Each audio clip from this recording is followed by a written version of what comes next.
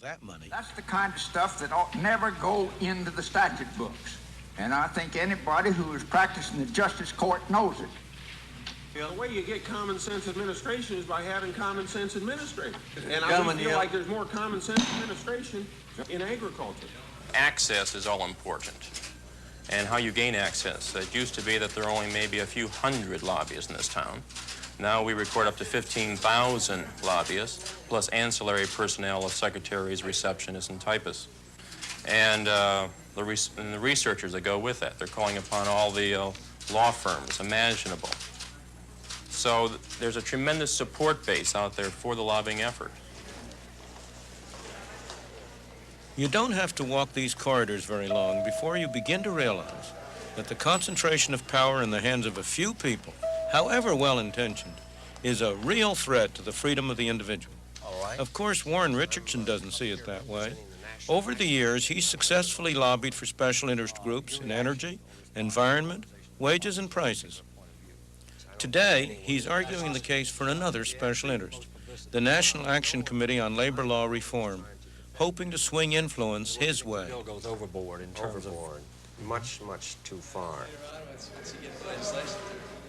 There's hardly a time when the corridors of congressional office buildings are not peppered with people waiting for their chance to see and influence the elected men at the center of power. Set aside within that legislation for funds for communities of 50,000 and under, the goals of the existing law and certain statutory paperwork requirements are often very unrealistic for smaller communities. The deals made here affect all of us, and sometimes in ways we don't like. But don't blame the people making the deals. They're just pursuing their own self-interest, which may be as narrow as making a buck or as broad as trying to reform the world. We, the citizens, are to blame because we've handed over so much of our lives, our personal decision-making to government. And we now find that what government does severely limits our freedom.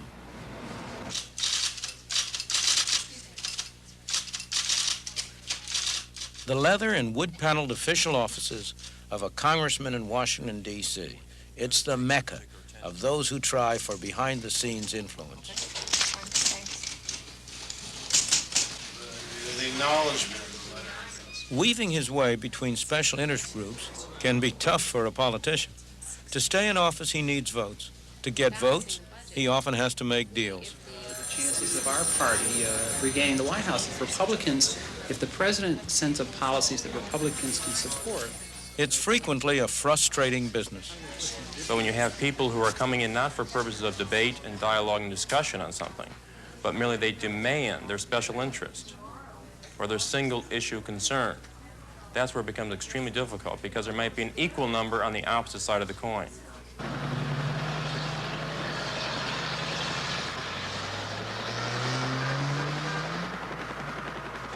Every time I come to Washington, I'm impressed all over again with how much power is concentrated in this city. But we must understand the character of that power. It is not monolithic power in a few hands, the way it is in countries like the Soviet Union or Red China. It is fragmented into lots of little bits and pieces, with every special group around the country trying to get its hand on whatever bits and pieces it can. The result is that there's hardly an issue in which you won't find government on both sides.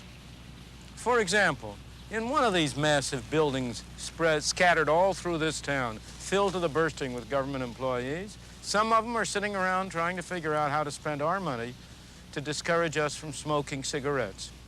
In another of the massive buildings, maybe far away from the first, some other employees, equally dedicated, equally hardworking, are sitting around figuring out how to spend our money to subsidize farmers to grow more tobacco.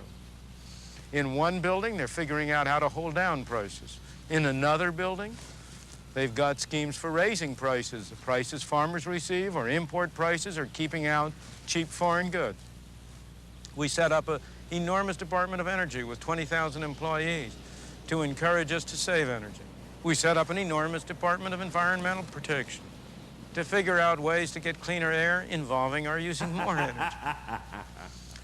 Now, many of these effects cancel out, but that doesn't mean that these programs don't do a great deal of harm and that there aren't some very bad things about it.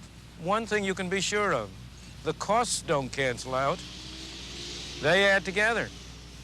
Each of these programs spends money taken from our pockets that we could be using to buy goods and services to meet our separate needs.